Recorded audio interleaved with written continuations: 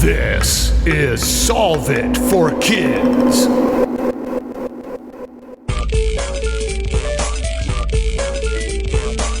Hello, my amazing and curious friends. My name is Jennifer, the Dean of all things STEM and STEAM, and this is Solve It for Kids, the science podcast that gives kids and families a peek inside the real world of scientists, engineers, and experts as they solve problems in their jobs using creativity, cooperation, and critical thinking. And now please welcome to the show my podcast partner, Galactic Space Geek, Jeff Gagne. Hello, Jennifer, and hello, listeners and fellow science lovers. Jennifer and I are in the midst of our best of episodes. Yes, and we are celebrating 5 years of Solve It for Kids. Yay! 5 years, wow.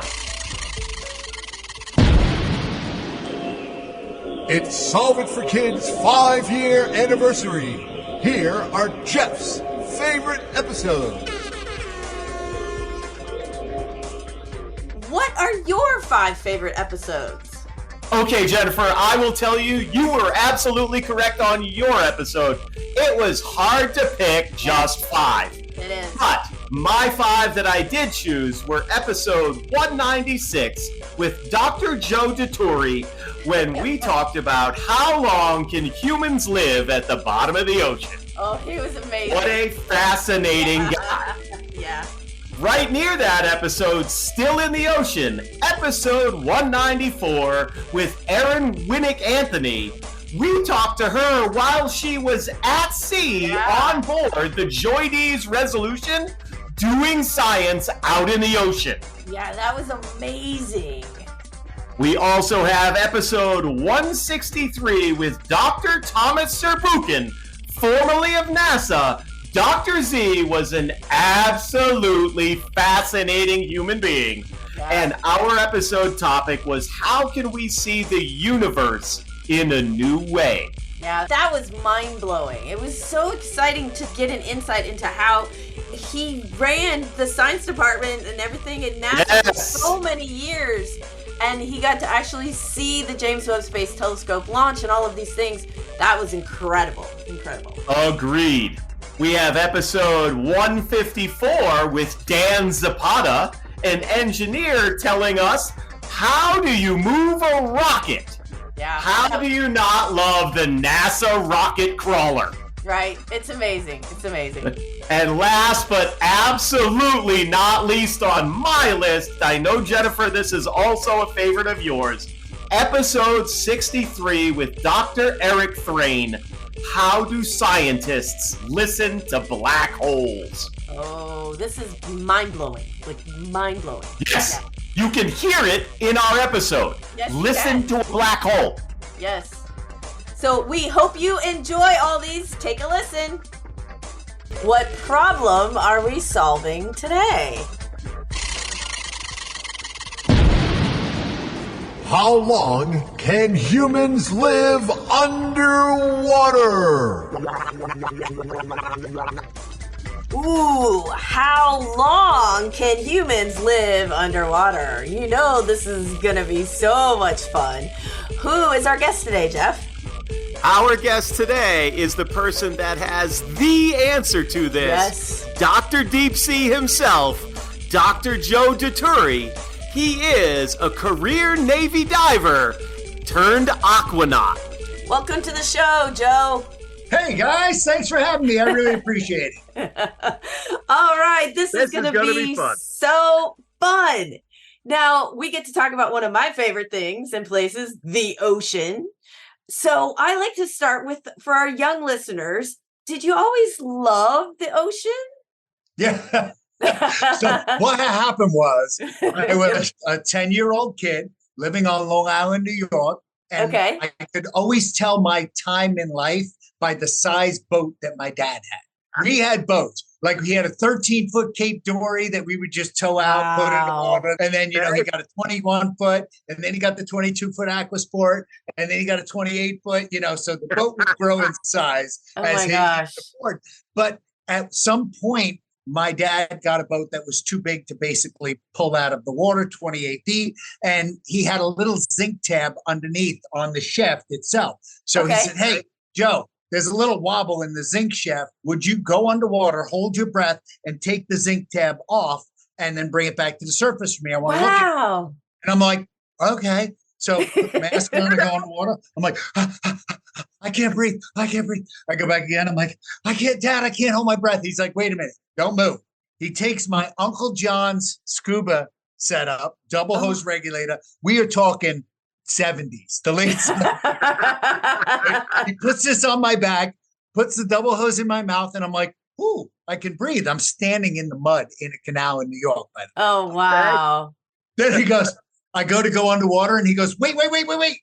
Don't hold your breath. That was the entirety of my scuba diving lesson. And I went underwater in a canal in New York, and I'm taking this zinc tab off, and I pull the thing off, and I'm like, there's fish down here. This is amazing. So yeah, that was the whole story. So I love the water. I love the ocean. I joined the Navy. The rest is it.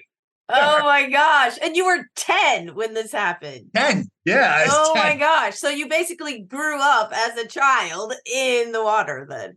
Well, first of all, we would go surfing at the beach, right? We have a break that was about 15 feet of surfing, right? And that was it. Because the break in New York is just short. And so I'd surf. I'd be at the beach every weekend. We were at the beach because that's what my mother and father did. They dug the ocean. And so you love what your parents generally love. And then from that point, don't tell anybody, but I used to cut school to go diving in the canal. Tell my mom. Okay, we promise. Yes. Everybody zip your lips. Okay, so that really kind of ruins do you have one memory that stands out? You already had one. My hunch is you have a whole bunch more. But I do want to ask about that schooling thing because you basically grew up with flippers on your feet, half in the water and half on land. Did you have to put in extra effort to sort of guide your schooling towards the Navy and doing underwater work, or did it just kind of happen for you? So truth be told, I went into the Navy not necessarily because it was my first choice. My first choice was the Marines. And my mom said, nice try again. Yeah. Said, but, and she said, I said, try again, get another crew. But Mom, you don't understand. Marines are cool. Navy's like wimpy. And then it was like, no. They wanted to make me a Navy nuke. And I was like, oh, okay. I had a good enough grade on the SFAB. So, but I did not do well in high school. And unfortunately, I didn't pay very much attention. It just wasn't my jam. Right. I didn't have a lot of college options, if you will, like for an ROTC scholarship. And they were like, you're not that guy. And my best choice at that time was to join the Navy. And so I gave that the option. I went to nuke school and then, life is history from there. But yeah, as the aquatic life developed, I kind of sort of fell into the Navy because it made sense, right? Wow. You're in the Navy, right. Yeah. Water things, it's all good, right? And then, being smart enough to get there. And then what happened, I wrecked a motorcycle on the East-West Expressway on I-4, coming off of I-4. Oh, and wow. they found out I was a nuke and I had this eczema on my hands. So what failed, basically make me become a nuke, was the fact that I wasn't medically qualified, but they gave me my choice of any school in the Navy. So I went a whole different routes and a whole bunch of enlisted things that it's crazy. And then I finally became a diver at a dive place. And, the rest is history from there. That's fantastic. So tell us about your life as a diver. Like, how did that start? And, kind of like how deep do you go? And what do you find when you dive? Right. So I did a whole bunch of things. So while I was in the Navy, I became a Navy diver. I worked at a saturation diving facility, and then I got commissioned and I became a special operations officer, and I did all kinds of diving on that. Well, I continued my civilian side of the house for diving as well. And it was just a zest for life, right? I just wanted to do this deep exploration type diving. The deeper I went, the better it was. I like to live a little bit on the edge, the adrenaline drug. Yes. Right. So then I started becoming smarter and smarter and smarter. And then I'm using these recirculating devices. And then before I know it, I'm at the Working Divers Conference. There's a crowd of master divers around me going, wait a minute, tell me how that works again. And I'm like, okay, physiology. Wow. And they're like, no way, really? And I'm like, yeah, that's the way physiology works. And they're like, well, how do you know? And I'm like, well, because last weekend I did a 300-foot dive off. They're like, you did not. All the time. They're like, hold on, how do you get there? And before you know it, I brought the civilian stuff to the Navy, but my Navy also compounded me being a saturation diver. So as a Navy diver, was it salvage operations? What were you doing as a Navy diver? Sure. I did a whole bunch of salvage operations. I was the salvage officer and operations officer on a salvage ship. I worked in diving salvage unit 1. I did a lot of like towing, beach, legs of beach gear, pulling ships off the beach, that kind of thing. Deep water recovery. Good stuff. Good, solid Navy diving. Booyah, right? And then one of my stuff was the boring ship's husbandry. But it keeps our fleet and forces running, right? It's the underwater work that prevents you from having to put the ship in a dry dock. So you can just work it underwater and it makes it cheaper. Exactly. Hello, Jennifer, and hello, listeners. We need to get right to today's episode because we are talking about science that is literally happening right now. Exactly. Oh my gosh, this is going to be so amazing. What problem are we solving today? Why do science at sea? Ooh, why do science at sea? Oh, I think I know where you're going with this, Jeff. Who is our guest today? Our guest today is the fantastic science communicator, Erin Winnick Anthony. She is currently serving as the onboard outreach officer aboard the Joy D's Resolution ship. Welcome to the show, Erin. Thank you so much. Excited to be back and talking about something completely different this time. Exactly. So why don't we just jump right in? Can you tell our listeners exactly what you're doing right now? Yeah, so I'm currently talking to you from the middle of the ocean, which is kind of crazy. So I am on a ship called the Joy D's Resolution. That's a scientific ship. I have been on it now for 6 weeks, and we are doing geology research. We're going to be out here for 2 whole months straight. Yes, that means we're not going back during any of that time to shore, and it's all for science. We're taking cores of rock of the ocean floor, going down over a mile underneath the seafloor, getting rock from millions of years ago to solve some very specific problems that I'm sure we will get into more. But yeah, at its core, we are taking a bunch of rock from underneath the earth. Wow. Okay, can you explain how, from a boat floating, you are getting cores from the bottom of the ocean? Yes. Yeah. So we have a large drill on board, a coring drill, that sends down a pipe basically from our floating platform down to directly under wherever we are. So sometimes that's going down 500 meters, sometimes it's going down thousands of meters down through all of that water. Wow. And at the end of this pipe is something that's able to carve out rock from down, deep. And kind of like, honestly, like an elevator shaft, we are able to pull up those cores of rock through that tube over and over again to be able to get down as far as we want to get some of those Earth secrets that we're looking at. Wow. So when you do that, are you using some sort of like vacuum to pull up the actual core? Because I'm kind of wondering, how does that actually work, right? Yeah, kind of crazy, but it is like a pulley system, like literally like an elevator that sends these tubes up and down.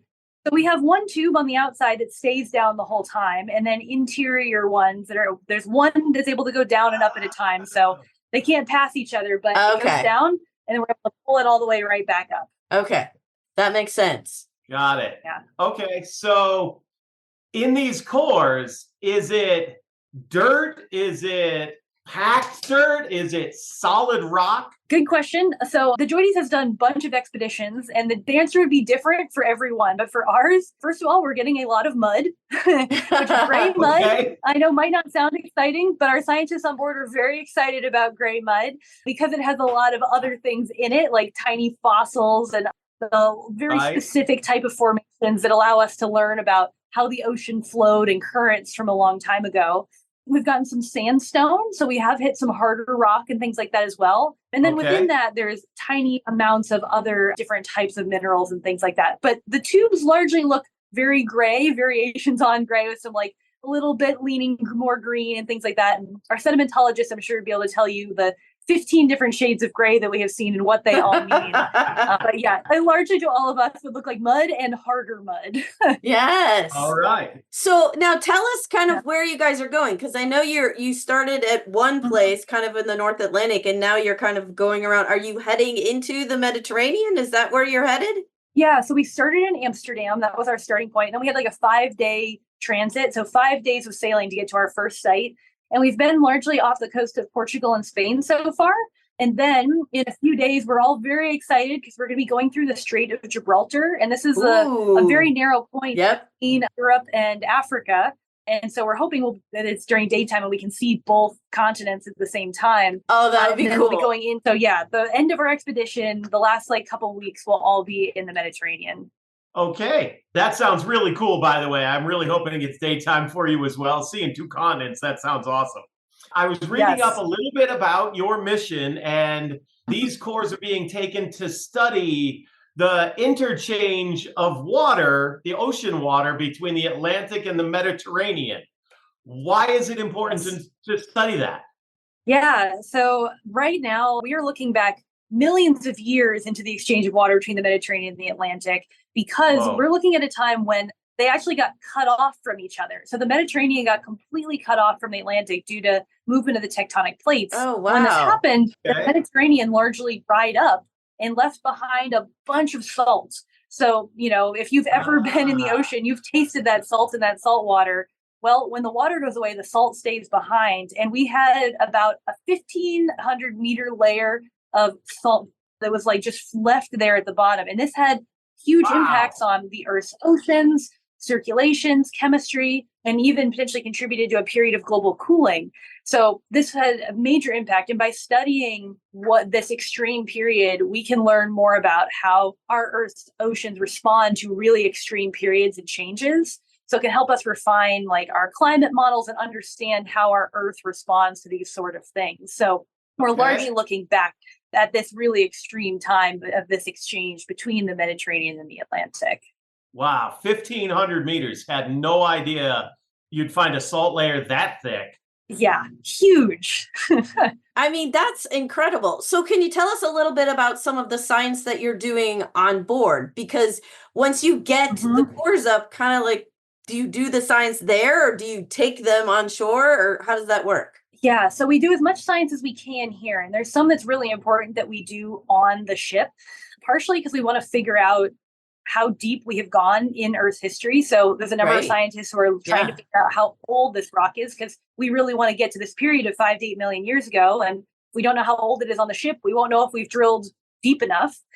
So we're studying tiny, tiny fossils of creatures that lived all this time ago. Since we know when they lived, we can help date these rocks. We're also looking at a number of other properties. So we have sedimentologists who are basically looking in these tubes. They're looking at the colors, the different types of minerals, and they'll be able to get some just like surface level, no pun intended, information about these rocks and cores so they know kind of what we're pulling up. And then we're also looking at some other basic properties that just allow us to have a basic understanding of, okay, what are we actually getting here? Are there other questions that we need to ask? Other data that we could be taking that would help us know if there's some other place that we should explore, things that are basically helping us with our like day-to-day decisions. But then this is going to inform science for more than a decade, basically. Wow. So all of these are going to go to a sampling party in 6 months where all these scientists get together and are able to pull the samples that they want from these cores and take them back to their home laboratories and study them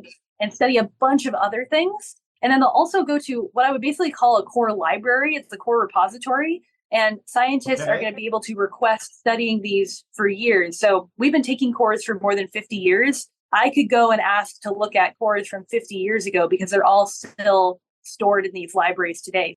What problem are we solving today?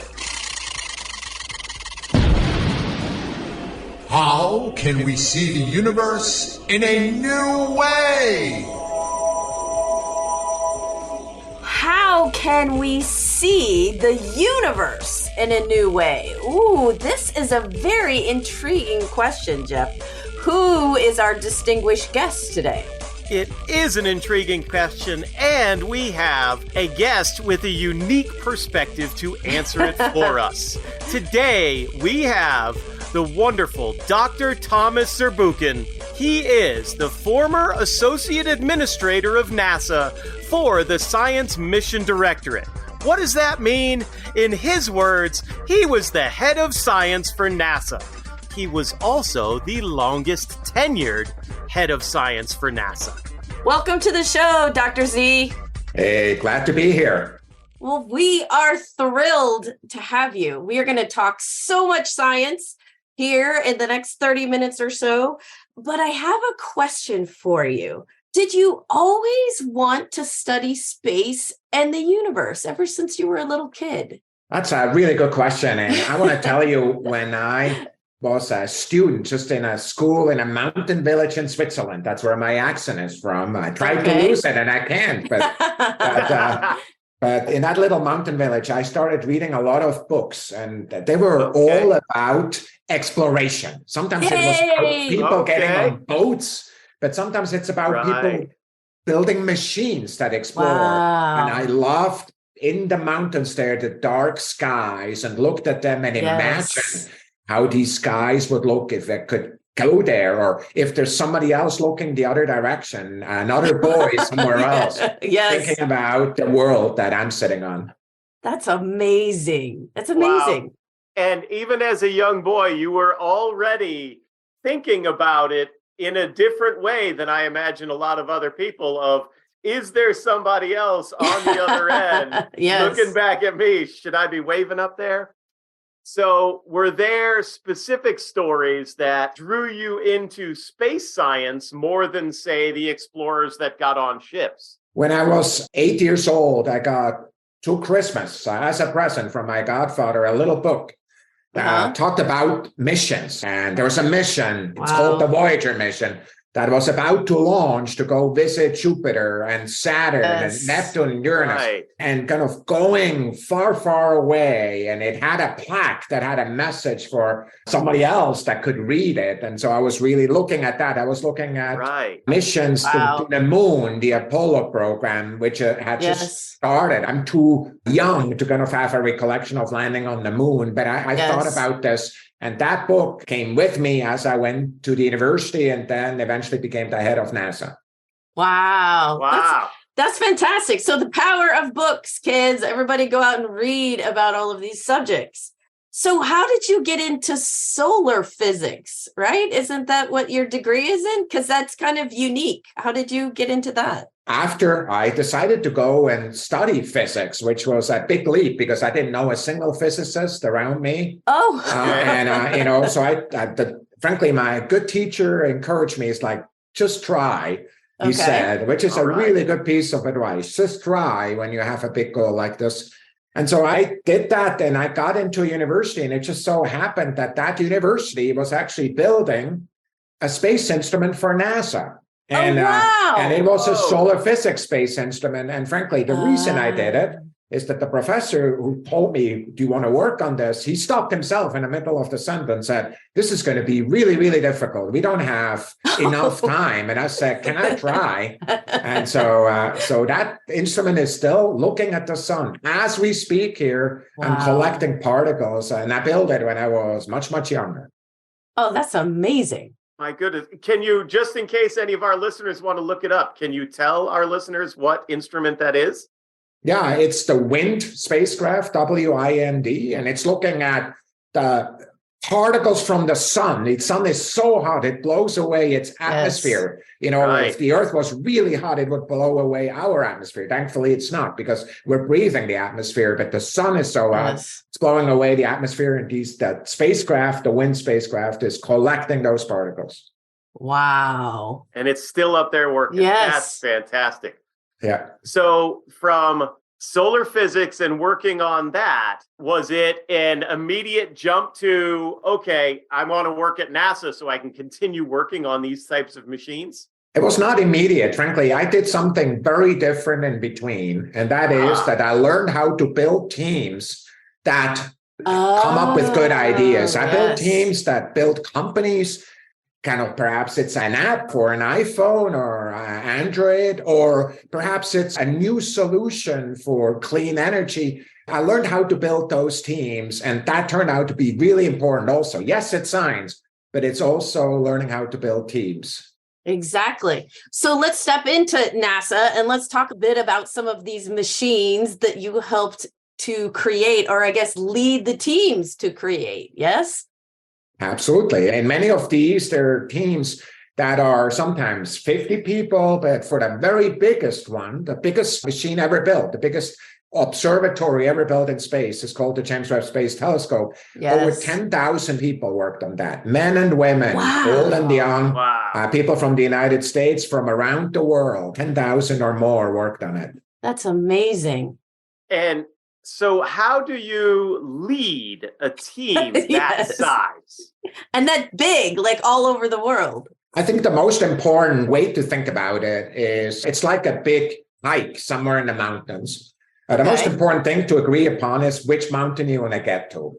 Oh, it's really important that everybody knows what you want to do. And of course, it's not just build a telescope. It's how long do we want to take building the telescope? Yes. How accurately does it need to be? And it turns out that telescope is really, really, really difficult. It is the most difficult mission ever done. It's the most expensive mission ever done. But so everybody needs to be aligned, coming together. Then the second piece is, it's absolutely critical to understand that the only way you're getting there is we can rely on our partners. So this is not one of those people, kind of one hero is in charge of everything. It's one of those things where you lock your arms. And it turns out the most important such telescopes, the most important such missions, and frankly, all the things that are worth doing, I think, are things you do together in teams. And so it really is learning how to build that team. So at the end, you trust each other, almost like in a sports team, kind of learning what everybody else's strengths and weaknesses are and build a winning team. What problem are we solving today? How do you move a rocket? How do you move a rocket? So believe it or not, this episode for me is so exciting because I remember learning all about this as a kid. So who is our guest today, Jeff? Our guest today is the incredible Dan Zapata. He is a crawler systems engineer at Jacobs, working at Kennedy Space Center. Welcome to the show, Dan. Hi, Jennifer. Hi, Jeffrey. It's great to be here. Great to be on the show with you guys. We are so excited to have you. We're going to talk about there's so much about the space program that is amazing, but I love learning about the crawler.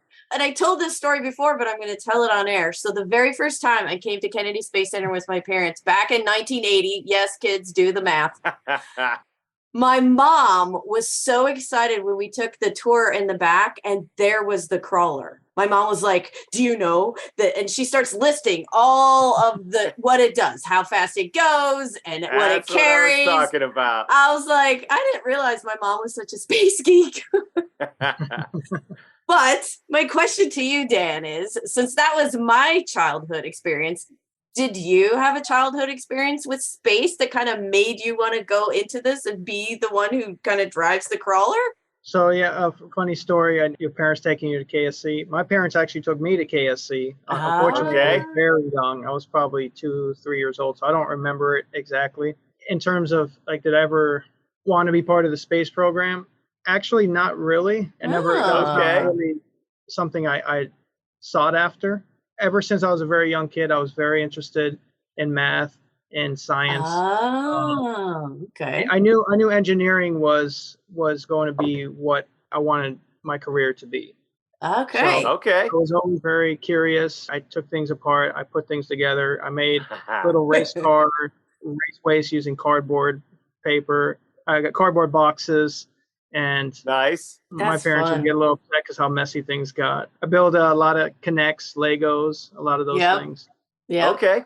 That's awesome. So while you were in school, were you expecting to grow up to be the guy that builds something really big and cool? Like that type of engineer? I'm not sure if I wanted to actually build something, but I definitely wanted to be part of the design of a piece of equipment. I think at a young age, that's what I was looking to do. Well, that's kind of what you do. So were you one of the ones with the Legos where you didn't always follow the directions and you kind of built your own Lego stuff? Yeah, definitely. There you go. There you go. You were designing even at a young age. That's awesome. Yep. Okay, so we can't waste a whole lot of time. We have to talk. Can you tell us what your current job title is and what exactly that means? Right. So I am a systems engineer for the Crawler Transporter Group. Wow. Okay. Specifically electrical systems. My degree is in electrical engineering. And I work for Jacobs, which is the prime contractor for the exploration ground systems here in NASA.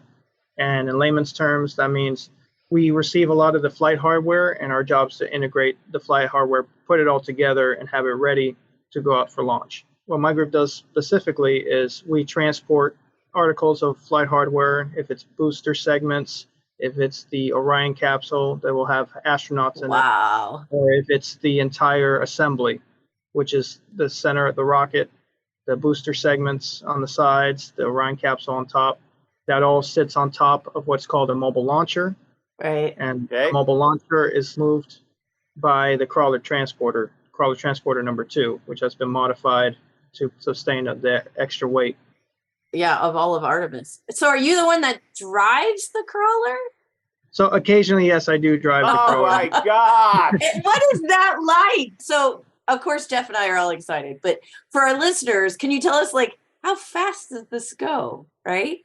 So yeah, the crawler is called Crawler for a reason. It's not it tops out at roughly 1 mile an hour. It's its top speed. Okay. And of course, you have to go slower for turns, for going over roadways or docking. The crawler itself can vary in speed, anywhere between 0.01 miles an hour to 1 mile an hour, depending on what we're doing. And driving the crawler is, I know you guys ever had a building and just try to put a steering wheel on it. That's a great analogy. It's 131 feet long. It's 114 feet wide, and it varies in height between 20 and 26 feet. So it really is like you're moving the whole entire facility. And it's so big that the driver alone can't do it themselves. They have people on the ground as observers. Right. And they're watching the crawler, your blind spots. Your blind spots are huge, Sure. I would think, yeah. I drive a minivan and I know that I have little tiny blind spots. I can imagine what you have on a crawler. Yeah. Oh, that's great. So during the first launch attempt for Artemis, I was lucky enough to get a tour and my group went right up next to the crawler. So I was able to get super close to it. We were able to touch it, take pictures of it, but we weren't able to get on it. So one question I still have, is it a cockpit? Does it look like the inside of a car? When you get into drive, is it a steering wheel? Is it more like flight controls? What's happening in there? So there are a few different compartments on the crawler, and to get on top of the crawler, you walk up what's called a catwalk. Okay. And the catwalk circumvents the whole outside of the chassis. Wow. And okay. Through the catwalk, you have access to different rooms. You have the engine rooms, which hold, your big Alco and Cummins engines. You have pump sets that move fluids around. Another room is the control room, which is kind of the brains of the operation. Right. Okay. Not to mention the hardware brains, but also the engineering people are sit there, including myself at times. Okay. And they have test conductor who we call GBCT, who runs the whole operation, tells their mechanics or electricians when they have goes to start different equipment. And then on each corner, caddy corner, so one end will have one cab, the other end on the opposite side will have another cab. And the cab is similar on the outside to, I guess, not so much an airplane, but like a boat. Okay. Kind of, okay. The exterior is like a boat. And the wheel is very small. The wheel is more or less the size of a golf cart. It's wow. 6-8 inches in diameter. It's very small. So, but because it's so small, it's not intended like your car would be. Like when you turn on your car, it happens right away. Right. On the crawler, when you turn the wheel, it sends commands to the computer system that interprets those commands and turns what's called the trucks on the ground. Right. And that turns the crawler itself. So there's a bit of a delay when you do any type of steering. What problem is he solving? How do scientists listen to black holes? Oh, now I understand. How do scientists listen to black holes? This is going to be fabulous. Who is our guest, Jeff?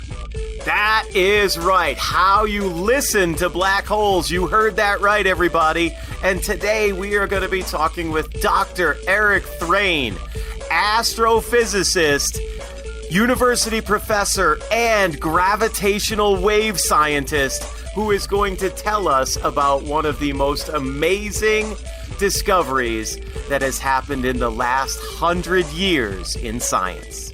Ooh, welcome to the show, Dr. Eric. Thank you so much for having me. It's a pleasure to be here. So I think this is one of our coolest episodes and we haven't even started. So you work with gravitational waves. So the big question is, what are gravitational waves? Indeed. So it all begins with Einstein's theory of gravity, which is called general relativity. And according to Einstein, space and time are combined into something called space-time. And you can visualize it like a rubber sheet. That rubber sheet has things like planets and stars on it. And when you put them on the rubber sheet, the sheet warps, it sags. Sure. And that warping is the presence of gravity. That's what the force of gravity is. It is essentially the warping of space-time. So for example, if you want to think about the motion of the moon around the Earth, imagine putting a bowling ball on a rubber sheet. The bowling ball is the Earth. It causes the sheet to sag. And then you take a little marble, that represents the moon, and you roll it on this sagging rubber sheet, and it will go in a little circle around the bowling ball representing the Earth. That's the picture that Einstein gave us of how gravity works. And the rubber sheet, that's the warped space-time. And gravity, according to Einstein, is just the motion of these marbles and balls, planets and stars, on a warped sheet of space-time. So far, so good? That's the coolest. I know, right? That's the coolest explanation. Now I understand. That's so cool. All right, but we got to work up to the rubber sheet made it much more understandable. Yes. Cool. So this is the picture we've had of how gravity works for about 100 years. And once you have this picture of general relativity in your mind, there are some pretty weird consequences. One consequence is that you can get holes in your fabric sheet. You can get punctures. So if someone comes by and they put a really, really big bowling ball on your stretchy sheet and they pile mass onto it and make it bigger and bigger, what will happen?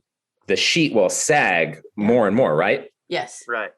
Eventually, if that sheet sags too much, it will get a hole in it, a puncture, a rip in the fabric of space-time. And that rip, that puncture is called a black hole. This is a region of space-time that is so stretched, so distorted that no light can escape from it. And we think of it as a hole in the fabric of space-time. That doesn't sound good. I mean, right? I'm just thinking, okay, real, like we've watched all of these TV shows and movies, and you know that space-time ripping is bad, right? So it sounds bad, but we're very safe here on Earth. The black holes like to stay where they are and mind their own business. So they're fascinating objects, a little bit scary when you first learn about them, but like many things in science, as Marie Curie said, they're not to be feared, only to be understood. Okay. So we've done two concepts. We're working our way up to gravitational waves, which was this is our selling point, right? Yes. We did the fabric sheet of space-time, and now we have these black holes, these rips in the fabric of space-time. And now finally we have what we need to make gravitational waves. If you have two black holes, two rips in the fabric of space-time, and you take them and you smash them together, this is a little bit like taking two bowling balls on your fabric sheet and smashing them together. What will happen? The answer is it's a little bit like taking a pebble and throwing it into the center of a pond. Little waves or ripples emanate outward from the splash, and you'll see them spreading in a circular pattern outward as they get to the edge of the lake. The same thing happens when two black holes smash into each other. They make waves, but these waves aren't water waves. They're ripples in the very fabric of space-time itself. And these waves travel to us all the way at Earth, maybe 1.3 billion years later in some cases. And they cause tiny, almost unimaginably small stretching in the fabric of our space-time here on Earth. And I have a challenge now for our listeners, if I may. Oh, yes. Please. So if you're sitting, please stand up, and I'm going to have a gravitational wave come through you. Are you ready? Everyone standing? Okay, we're standing. All right. So everyone's standing up. I want you to stretch up as high as you can and suck in your tummies and put your head up as high as you can. And then slink back down, bulge yourself out at the middle, and put your arms out wide. That's what it's like to be stretched by a gravitational wave passing right through your tummy. It makes you first taller and a little bit skinnier, and then it stretches you the other way and it makes you slightly wider and shorter. And it oscillates back and forth. Short and thin, tall and wider. Short and thinner, taller and wider. And it does this, we think all the time, these gravitational waves are passing through us, stretching us just very, very slightly. But they're so small, you can't tell that they're passing through you. You can't feel it. So what we need to do is make special instruments in order to detect these very small ripples in the fabric of space-time. Well, I sure hope you enjoyed some of my favorite episodes as much as I like going back and listening to these. And maybe they will make you reach out a little bit farther, follow some of these folks on social media, learn a little bit more about black holes or the research that's happening out in the ocean, or how NASA is working to study more of the universe and move those newer, bigger rockets out to the launch pads. Yeah, it's amazing. There's so many to choose from. All of the episodes that we've had, we've had space, we've had the ocean, we've had animals, we have all of these different things. So please go back and listen to some of our earlier episodes. Maybe you joined us in our third year or our fourth year and you didn't hear anything for the first and second year. We have lots of amazing episodes for you to take a listen to. You can find them where you listen to your podcast, or on our website, solveitforkids.com. And again, if you have an episode that you really enjoyed, please let us know. We'd love to hear from you. You can find us at KidSolve at Instagram and Facebook. We absolutely would love to know what your best of 5 list would be. Until next time, you'll hear Jen and Jeff on Solve It for Kids.